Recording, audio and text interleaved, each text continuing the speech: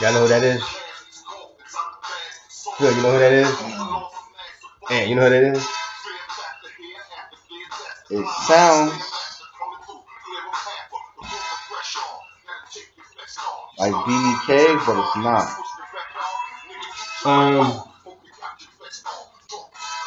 That's the Woo of Big Daddy. I knew it was Big Daddy Kane. Yeah, Big Daddy came out. When I heard that, I'm like, that sounds like BDK. Big Daddy came out and did that. And what's the deal? Gentlemen, good to see everybody. Good to see everyone. Me too. I got these brothers back, and I'm excited. I'm very excited. I'm going to get straight to it. We are the Advo Cats, and tonight's subject, we want to talk about athletes and entertainers. Should they do more for the community as a whole?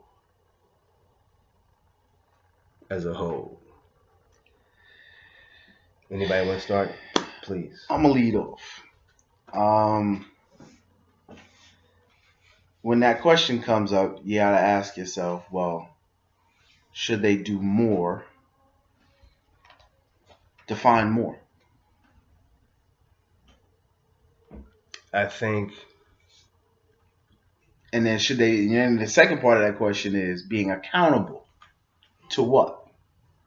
So more and accountable to who and or what? So I'll start off with the question. Sorry to cut you off.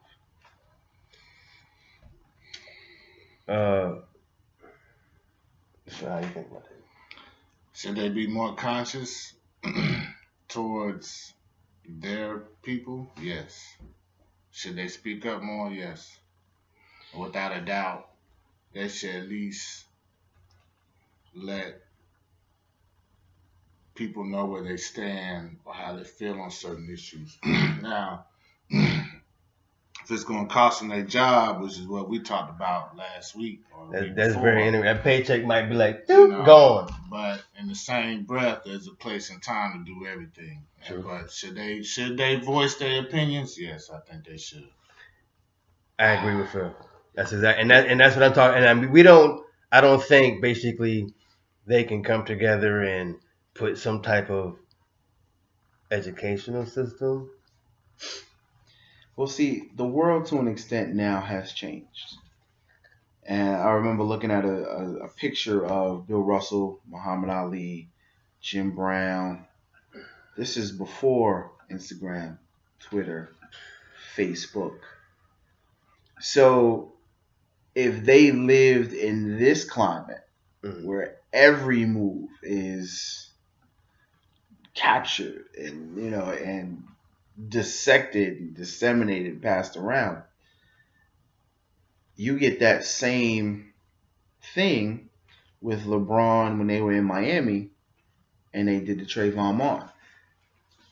Were they not socially active? Oh, yeah. Now, what's the difference between when you saw those three athletes, Brown, Russell, Muhammad Ali, and LeBron, D-Wade, Bosh? What's the difference? Were they socially active? Yes. How many? What are the top socially active athletes? Do you think there are? I think compared to that era. You have a handful now. Like who? It's a fraction of a fraction compared to that era. To that era, but see, the world is different. Okay. And this is why I say it's different, because now you're now at the corporation's beck and call. Excuse me. Before, your primary job was your team's salary. When a player like LeBron makes more money from Nike than he does the Cleveland Cavaliers, who's his primary employer? Is it Nike or is it Cleveland? So you also have to be mindful of who you now have to not upset with how you respond. Are you willing to say to an extent, primary employer, regardless of your take, I feel this way. And when that athlete deals with all the repercussions from that, are we going to be the ones that get a collection for him and support him? No. So there's that level of, you also have to, as an athlete, have to pick and choose the battles. You can't take every fight and jump on every single topic, because if you're going to take care of your financial responsibilities, there's certain things you can't say. You're a state employee. There's certain things you just can't do and say. Just True or like false? no, All you're right. You're right, cool. But it's about, you can't, because if they do say something, and always be conscious and speak out about what's going on and everything, the gravy train's gonna stop. You're right. You're absolutely right. You gotta balance. That's just one of those. That's one of those things. The world is different. What is it? But you can speak on one issue, not 30 issues. This is what I'm saying. But then but everybody's speaking on domestic abuse, domestic violence. Everybody, that's an issue that we have to speak on as an athlete. But why not speak on some other shit? Why is this gotta be that? Why is it just that? Now, no disrespect, but you all are saying, should we speak? Should they speak on it more? Should they have the role to speak on it? But they speak on domestic abuse all the time. No, you're right. Because that's a hot button issue as of right now in sports. But there's a hot button issues in communities across the world. So why not speak on an issue that's touching your community? That's because their community is gated. You don't have to touch on the plumbing and the pipes, but you can touch on, hey, the pipes is bad.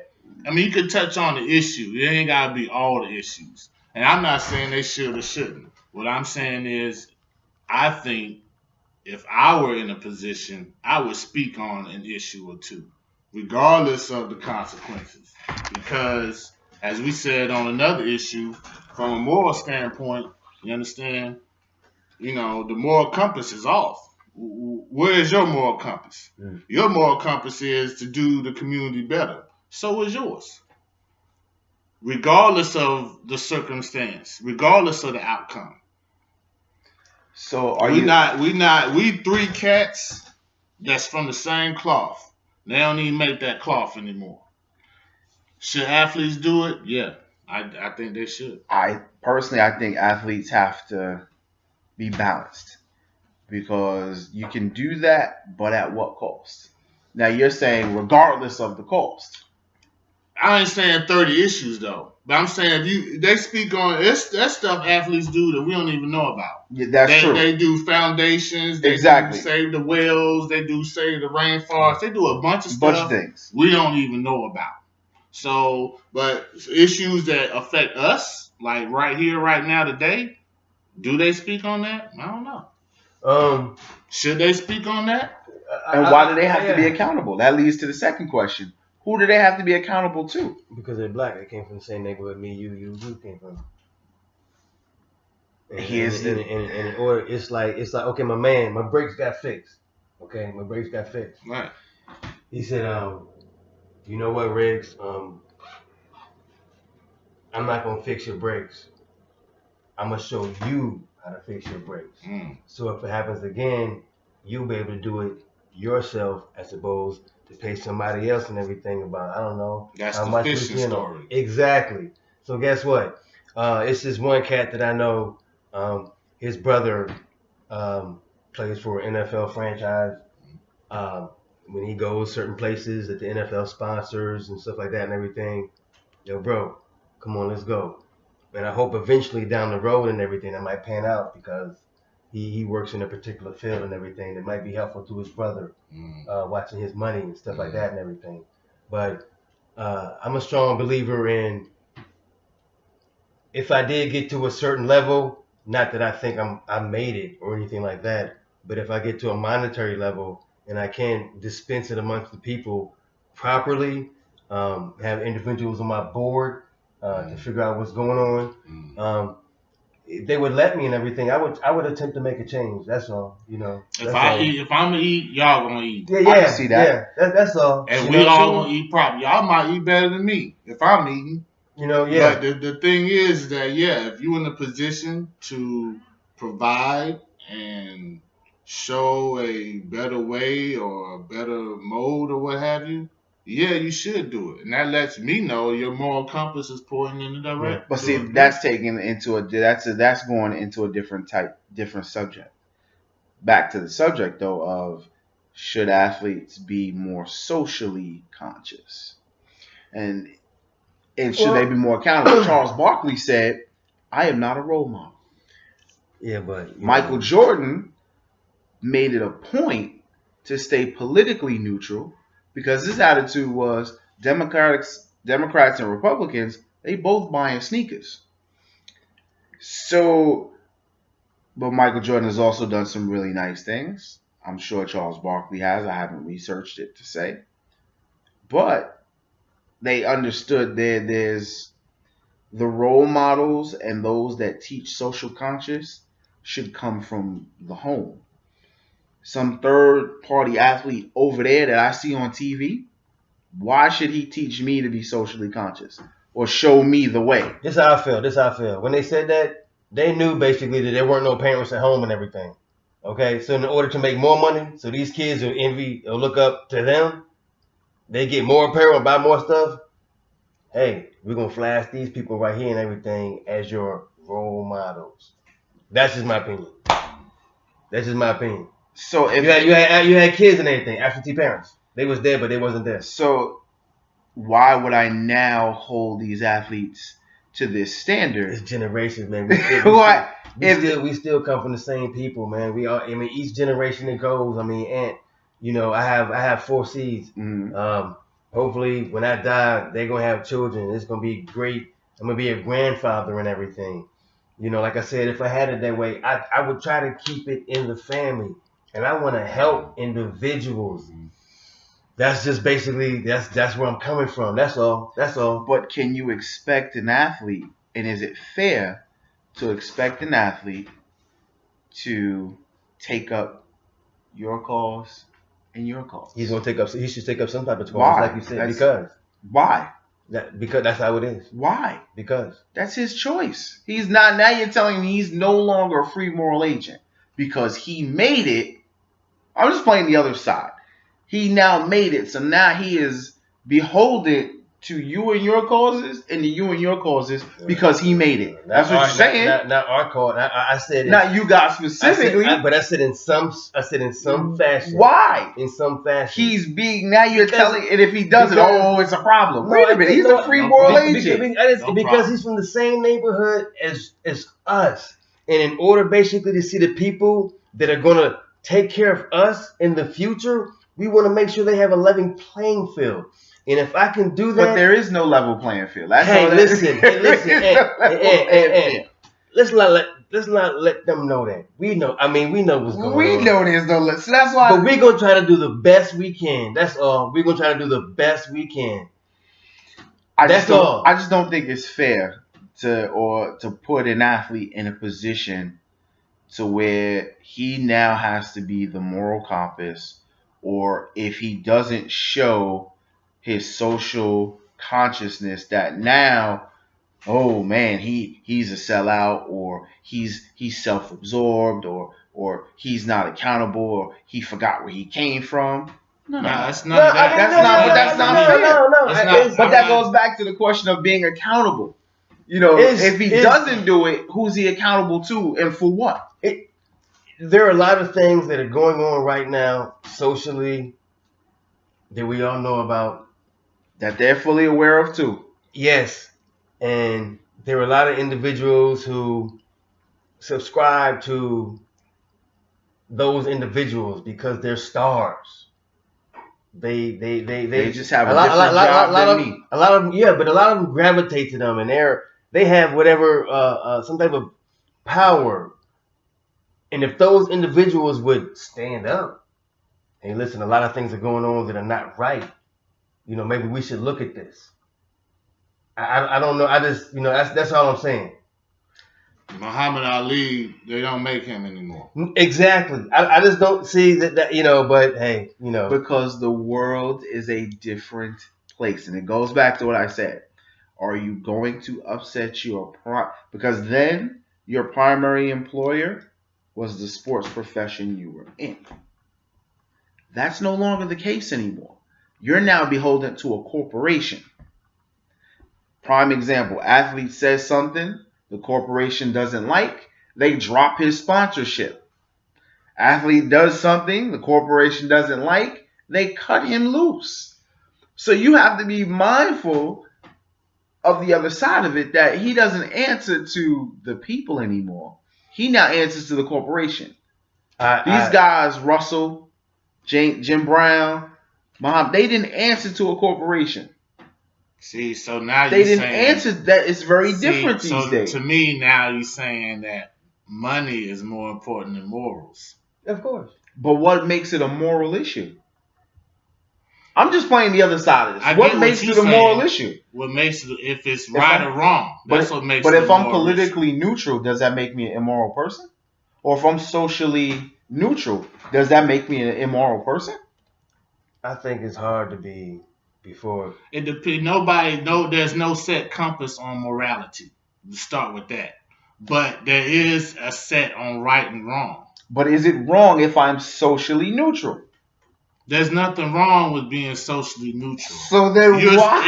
In fact, you being indifferent answers more questions than you saying I'm over here and over there. No, it doesn't answer anything. I know it doesn't. I'm being neutral. Doesn't mean I don't have an opinion. It means I'm being neutral. It means you don't want to say anything about anything. That means that says more to me than Mel saying, yeah. What does it say? X, Y, and but Z, you don't know how I feel because I didn't tell you. But I didn't speak on it, so you don't know. But right, I don't know. That means yours is wrong. New York. I grew up in Queens. What part of Queens? Left Rack City, Corona area. Grew up in Queens. You still got peoples there? Yeah. All right. So you got cousins there and everything, right? Yep. Good friends, family. Yeah. All right. If your cousin had an issue, and it was serious and everything, would you help your cousin out? Depending on the issue. This one dude, he's punking me out and everything. This is some dick beater type shit. Is it a self-inflicted issue or is it not? It's 15-year-old motherfuckers and shit. You know what I'm saying? It's just an issue. At this age, and it's just an issue of two teenagers being teenagers, would I get involved? I would first ask my nephew, a younger cousin. I talked to his parents first. Just came to my attention. Did you know this was going on to your son? No, we didn't. Okay, then you need to address it as his parents. If you don't address it, then maybe we all need to figure out what we're going to do. But I would put it at the feet of those who are specifically responsible in this particular case. So that's why I'm saying, going back to neutral, am I indifferent? No, it bothers me that this is going on. But I can only go but so far because I'm not going to overstep my boundary of this person's parents. I'm not going to overstep my boundary as this person's parents. But I want to protect my cousin. Agreed. I want to protect my cousin. But where are his parents? Yeah, I understand that. But if it's some dick beater shit, just fighting bullshit, where are his parents? He come home. I understand that. But guess what? This is what I'm saying. Yes. What if his parents stepped off for a minute? You know the proverb. You know the old proverb. It takes a village to raise a child. Yes. I understand that. I want to make sure my cousin is okay in that particular time. Whatever's going on. His parents need to know that you're going to do it. And then after that, of course. Do you tell them before or after? After that shit, if they're not around. But shouldn't you tell them before you decide to act? If they're not around, I'm going to act to make sure that my cousin is okay. I squash, hey, what's the deal? I'm going to do it my way. Trust me, it's going to be okay. Afterwards, where your mama or your daddy, we figure out where they are. Hey, what's going on? This is what happened to the kid. See, I did that. My buddy got into a scuffle with the neighborhood bully. Mm-hmm. I dusted him off. His mom's jumps my shit and takes me home. Tells my parents, don't ever bring his ass back here again. Because I did what you said just now. Mm-hmm. Should have. Now, we was the same age. We was the same age. You know what I'm saying? I'm out in the street with him. We the same age. I dusted the kid off for him. But moms was like, nah, we don't do that in this neighborhood. You have to go. Because you took it upon yourself and you took it out of the parents' hands. I could see that. And this goes back I'm his age, so I don't see a parent. I don't see it from parents because I'm his age. Because at 15, you're only looking at it at 15. Man, we was 9. Oh, as a kid, you're only looking at it as a. This is what I'm saying a perspective of an athlete. Their world is very different from ours. Yes. So from a person that has a regular 9 to 5 to an individual who now they're on the clock 24 hours a day. Manny Pacquiao said some stuff. He said how he felt. Nike dropped him for saying how he felt. Manny Pacquiao still make money, and Manny Pacquiao still do a lot for his people. But hold up though, but he lost hugely. He lost some. But going back to primary employer, who is it? As a boxer, it's a little different because you're in your. It's just that's you. just you and everything. But as you see where he disperses his money. You see where he disperses his money. True. Well, go ahead. And now he's broke. And now he's taking fights. He's going to get his head bashed in just to keep. But so that comes at a cost too. You know, as a boxer, you're doing all this fighting because now you're in debt because you're trying to pay people off and make sure people are okay. But you're putting your life and your health at risk to do so. So there's that balance as well. Because now, what are you leaving for your son? You know, are you a vegetable by the time he's able to be married, or are you healthy and strong? So that's what I'm saying. The conscious level, there has to be a level of balance that, wait a minute, I can't fight every fight. And I have to be cognizant of my employers, what they may say, because guess what? They're the one who are paying the bills. Because that's what I'm saying. Nike is LeBron James' primary employer. This goes back to a bigger issue then we need to be the employers so we can have and voice these opinions. There you have it. There you go, right there. And until that happens, individuals will always be beholden to the companies that pay them. All right, we'll check it out. So, Phil, I know you have 3 children. I have 3 kids. I have no children. I am someone's son. I have 4. He has some nephews and nieces. Okay, yes, I do. But you are someone's son. All right, I'm someone's son. No You're doubt. someone's son. I was talking one day to some people, I think my coworkers, and we talked about discipline your children. Verbal, sitting in the corner, or getting that ass whooped. Wow, everybody got that ass whooped. I got my ass whooped. I got my shit fucked up, and I didn't want to deal with, my peoples again. I don't know about you. See, my dad, my dad used to wrestle me.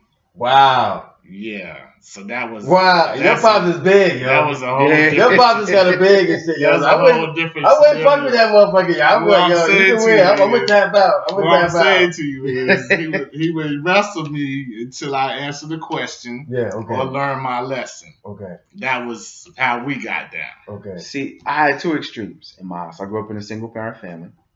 So I had two, I won't say extremes, 2 different paths. So it depended on the crime.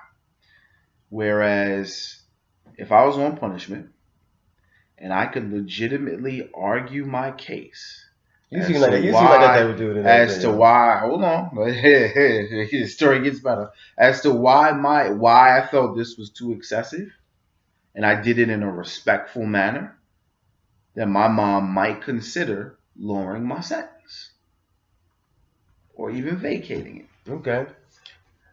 Now, this does not mean my mom spared the rod. No. My mother was the type, she was like, look, I know you're going to be bigger than me, so I'm going to have to beat you early. Yeah. So as you get bigger that you just can't walk all over me. Yeah. So, but there was a balance for that. Every problem or every need for discipline wasn't, I'm just going to go beat you.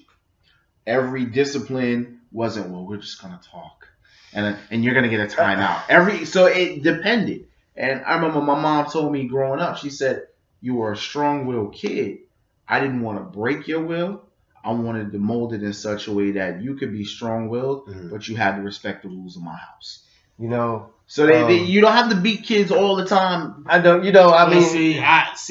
See, when I messed up, and I would have to mess up for him to wrestle me. Yeah. But after the match, I got up with a respect for him. Like, yo, it wasn't that I don't need to do this again to go there. It was that, wow, I really messed up, and he was really pissed off, and I didn't want to see my pops pissed off. You understand what I'm saying? Do you think because discipline your child and everything, I think you should discipline when they're early.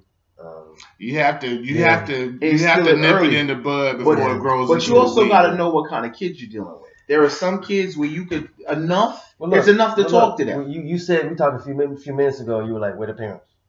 Yes. You got to be there. Yes, you got to be there. You have to be there to know and pick. What's the appropriate discipline for them. I think now you can see the kids outside in society who really didn't have that coming up as a child. They didn't really have that structure or that discipline. Well, that's it's not the man, but society's stats show that a large percentage of males have been incarcerated or in the casket. So, or divorce rates are higher, or left, so all of those things. All those numbers factored in, you have a bunch of single parent homes, if you even want to call it that.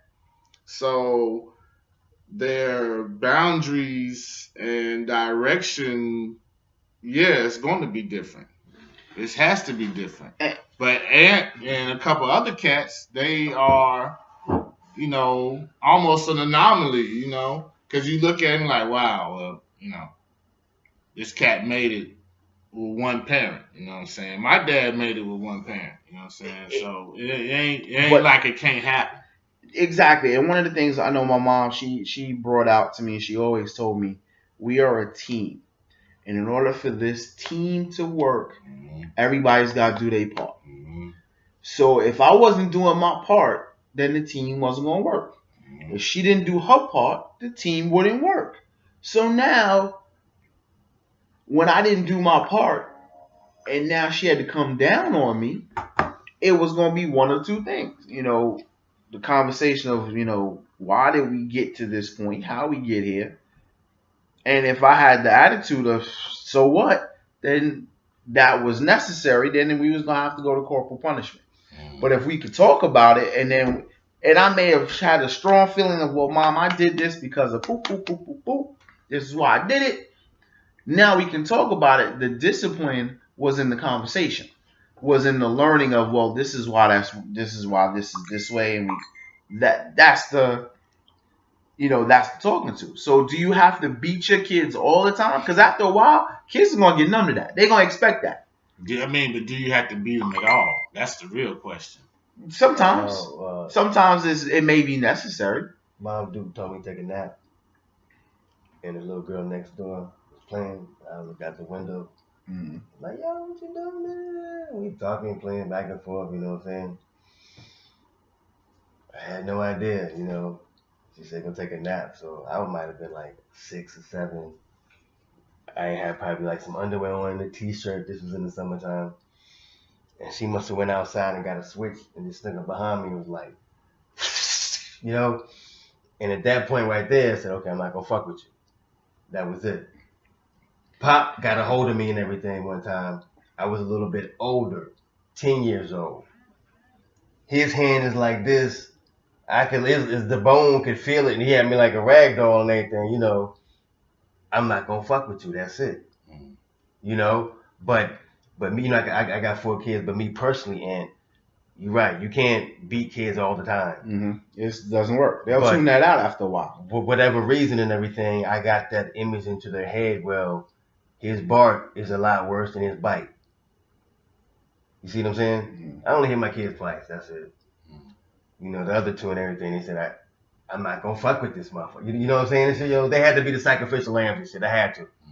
I didn't want to. It doesn't have to be that. And I didn't, but I didn't. But my son, he tried to test me. He tried to test me. And then that's one of those. That's an appropriate.